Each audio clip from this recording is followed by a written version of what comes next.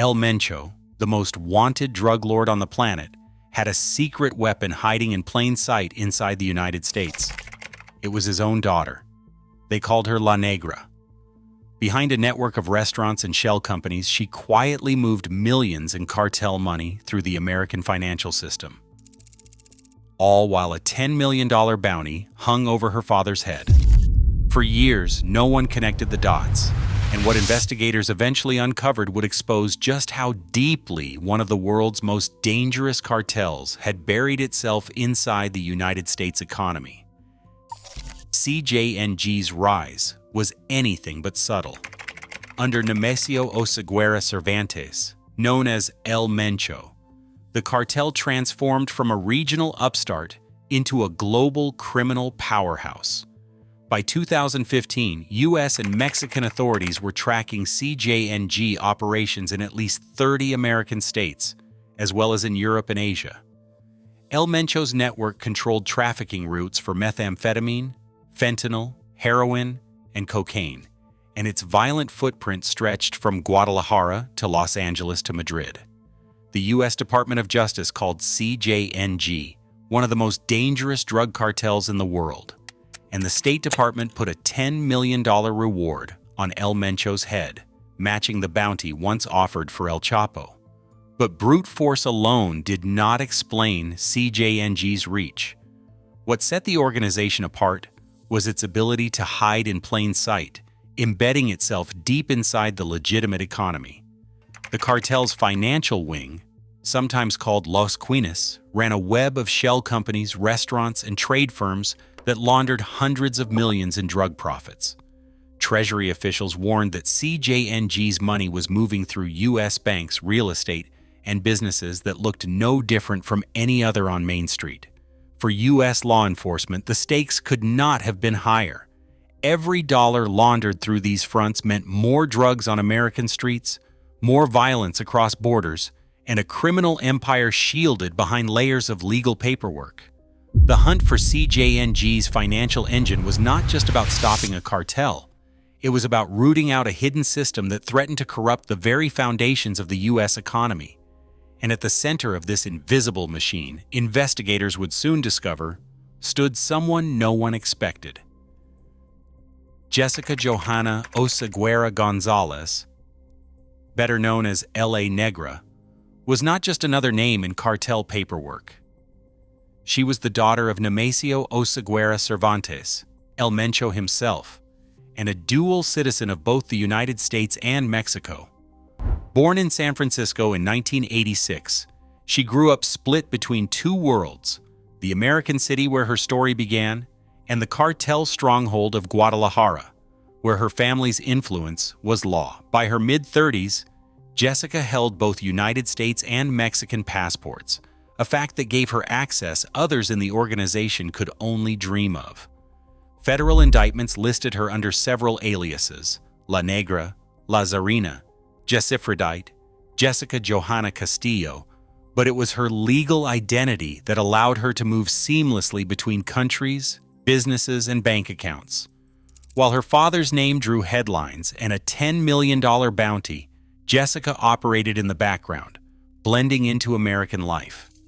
She lived openly in Guadalajara, but crossed the border often, her dual citizenship providing a ready-made cover for travel that rarely raised alarms.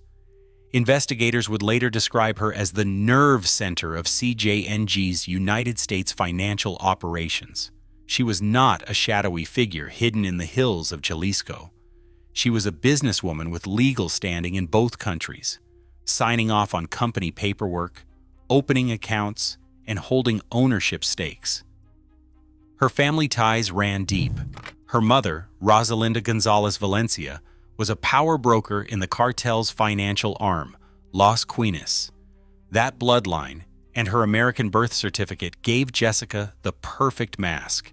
She could walk into a bank, sign a lease, or register a company, all while laundering millions for one of the world's most dangerous criminal organizations. The audacity was not just in the money moved, but in how invisible she made herself, operating from American soil, hiding in plain sight. On paper, Jessica Oseguera González stood at the helm of a handful of ordinary businesses, but the filings told a different story. In California, Nevada, Texas, and Washington, D.C., her name appeared on Secretary of State records as a registered agent, manager, or owner of companies that blended into the American business landscape. Each entity had the trappings of legitimacy: limited liability company paperwork in good order, business licenses up to date, and even merchant permits for food service and trade. J.H. Oseguera Holdings Limited Liability Company, listed in Los Angeles, claimed an address on Sunset Boulevard. Margarita's Kitchen Limited Liability Company operated doing business as Margarita's Taqueria in San Diego. Nevada, Sunset Ventures Limited Liability Company, filed in Las Vegas, ran a bustling restaurant called El Toro Mexican Grill. Pacific Trade Services Incorporated in Washington, D.C. and Texas, Cross-Border Partners, limited partnership out of Dallas, rounded out the portfolio. Each company maintained a separate bank account, a unique set of invoices, and, on the surface, no obvious link to organized crime. But behind the menus and storefronts, federal exhibits revealed a network built for concealment. The restaurants were cash-heavy, reporting daily sales that far outpaced their foot traffic. The advertising and logistics firms generated invoices for services no one could verify. Ownership stakes were split among family members, with Jessica's mother, Rosalinda González Valencia, surfacing as a 30% owner in at least one limited liability company. These businesses were not just shielding dirty money, they were laundering it, packaging cartel profits as regular income, and wiring funds across borders under the cover of routine commerce. The corporate paperwork was tight, the filings precise, yet every signature traced back to a single family. The facade was so convincing that, for years, these companies operated in plain sight, hiding the financial lifeblood of CJNG in the heart of the American economy. Restaurant receipts, bank ledgers, and wire confirmations told the story that menus and storefronts tried to hide. The money didn't just flow, it was carefully placed, layered, and sent back out, each step engineered to avoid detection. On a single November day in 2015, banking logs show 9 separate cash deposits made into a single restaurant account, each one just under $10,000. The total for that day was $24,100, broken into increments meant to dodge the automatic reporting required by United States law. This wasn't an accident. It was a textbook example of structuring, the practice of splitting large sums into smaller deposits to fly beneath the radar of federal regulators. Once the cash was in the system, it didn't stay put. Within weeks, a $95,000 wire transfer left the same business, routed to an offshore account in the name of a shell company with no real employees and no physical office. The wire was backed by a fabricated invoice for catering services that never happened, with quantities and prices designed to look plausible to anyone who didn't look too closely.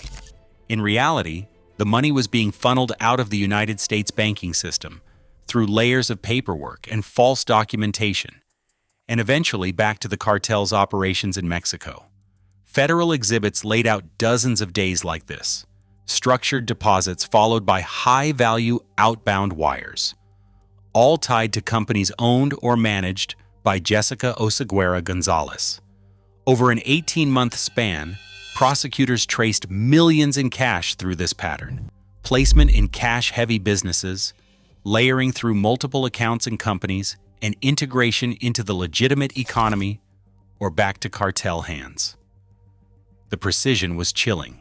Each deposit, each wire, each invoice was a calculated move in a financial chess game, hiding criminal proceeds in plain sight.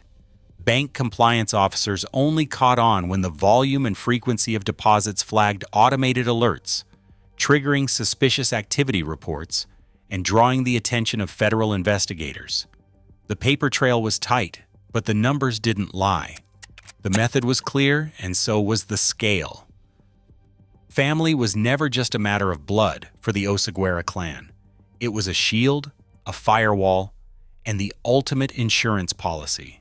Jessica's mother, Rosalinda González Valencia, did not just lend her name to the paperwork.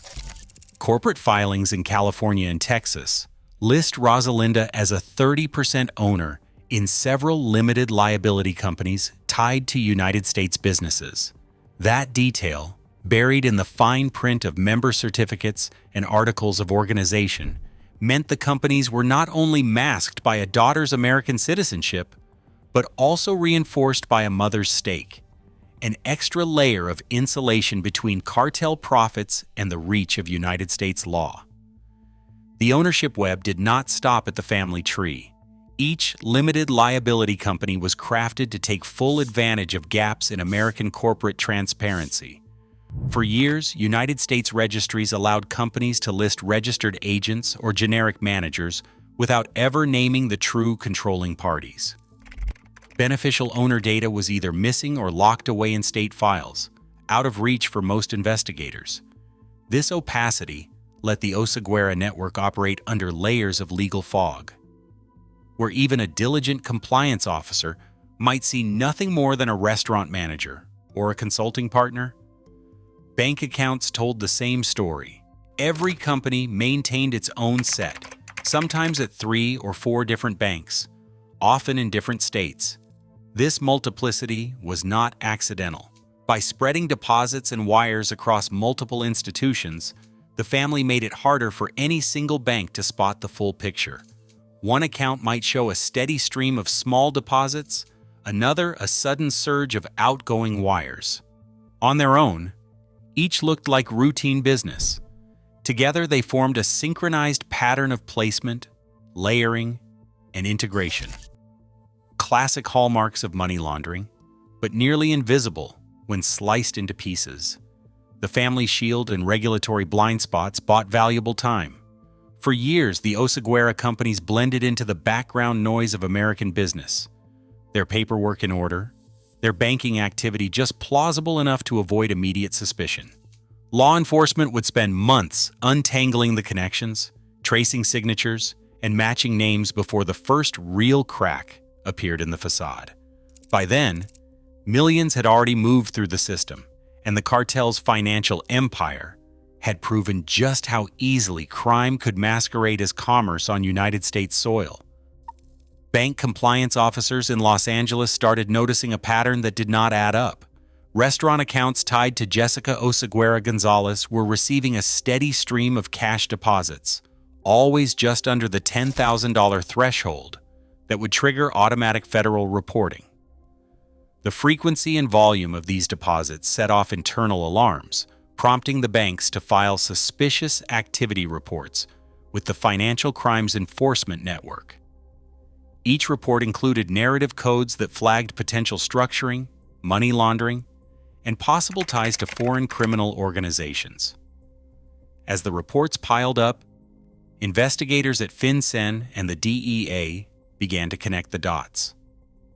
They issued subpoenas for bank records, merchant accounts, and corporate filings, pulling together a timeline of transactions that stretched across state lines. The subpoenas revealed interlocking accounts, duplicate mailing addresses, and a web of wire transfers routed through companies listed under Jessica's name. What looked like routine business activity on the surface unraveled into a coordinated laundering operation, with funds bouncing from one limited liability company to another before disappearing offshore or landing in accounts linked to Mexico. The real breakthrough came when a cluster of suspicious activity reports, filed within weeks of each other, referenced the same set of business entities, each already designated by the Treasury's Office of Foreign Assets Control as cartel fronts. The overlap was too precise to ignore. Federal prosecutors now had a paper trail, flagged deposits, subpoenaed bank statements, and a cascade of financial records that pointed straight to La Negra's network. The information flowed quickly from analysts to agents, setting the stage for a coordinated arrest and the unmasking of a hidden empire operating in plain sight. Federal agents moved in on Jessica Johanna Oseguera González in Washington, D.C. on February 22, 2020. She walked into the courthouse unaware that a warrant bearing her name had just been signed. Within minutes, she was in handcuffs, flanked by U.S. Marshals, her dual citizenship offering no protection. The arrest was swift, but the investigation behind it had been anything but simple. Agents had spent months tracing the money, the companies, and the paper trail that led straight to La Negra. The scope of what they uncovered stunned even seasoned investigators. A forensic accounting report filed with the court cataloged a web of assets tied directly to Jessica's network. The government's seizure list ran for pages. Bank accounts at 3 major institutions, daily cash receipts from restaurants in Los Angeles and Las Vegas, and a deed to a warehouse in downtown Los Angeles. The total value of assets frozen and seized reached $4.2 million. Every dollar had moved through companies that appeared legitimate on the surface, but each was ultimately a pipeline for CJNG money. The Los Angeles warehouse stood out. Purchased through a shell company, the building was used to store shipments of goods that, according to ledgers, were never actually delivered. Bank statements showed large wire transfers in and out, all linked to accounts controlled by Jessica or her family. Investigators seized not just property, but also digital ledgers, encrypted emails, and point-of-sale logs that mapped the flow of cash from street-level sales to offshore accounts. By the time Jessica sat in a federal holding cell, the facade had collapsed. The evidence was concrete: a warehouse deed in her name, millions in laundered funds, and a paper trail that pulled the hidden financial engine of CJNG into the light. The takedown was not just about one person, it was about exposing a system that had quietly funneled cartel money through the heart of the American economy. Federal prosecutors did not rely on conspiracy theories or vague suspicions when they brought Jessica Johanna Oseguera González into court. The charges were precise, anchored in the language of the Foreign Narcotics Kingpin Designation Act, 21 U.S.C. Sections 1904 and 1906. According to the indictment filed in the U.S. District Court for the District of Columbia, Jessica was accused of knowingly engaging in transactions with businesses already blacklisted by the Treasury's Office of Foreign Assets Control for their ties to CJNG. Each count detailed her role in dealing with 6 specifically designated entities, from restaurant groups to marketing firms, all flagged as cartel fronts. Prosecutors also cited money laundering statutes, 18 U.S.C. Sections 1956 and 1957, accusing her of running illicit proceeds through U.S. companies to conceal their origin and ownership. On March 12, 2021, Jessica entered a guilty plea to criminal penalties under the Kingpin Act. The plea covered willful dealings with sanctioned entities, a violation that carries up to 20 years in prison and mandatory asset forfeiture. The plea agreement required restitution based on the value of laundered proceeds, though the exact figure was never made public. No racketeering or conspiracy charges were added, but the statutes invoked gave federal authorities sweeping power to seize assets and dismantle the financial machinery behind CJNG operations in the U.S. In the end, the legal outcome did not hinge on proving violence or drug shipments. It rested on a paper trail of transactions, signatures, and business filings that revealed how cartel money had been woven into the fabric of the American economy. Federal prosecutors did not mince words after Jessica Oseguera González's guilty plea. They pointed to a glaring vulnerability. Until recently, U.S. law allowed shell companies to hide their true owners behind layers of paperwork. Even after the Corporate Transparency Act was signed, the lack of a real-time nationwide database of beneficial owners left investigators chasing shadows. In press briefings, officials called for urgent reforms. They demanded not just better reporting by banks, but a system where law enforcement could instantly match a company to the people controlling it. Policy analysts echoed the warning, describing how cartels like CJNG thrive on legal blind spots.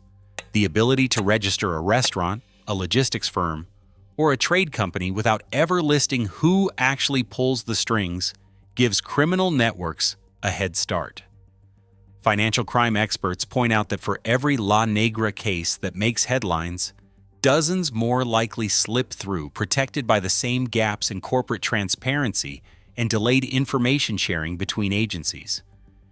As for CJNG, the organization offered no public response to the takedown.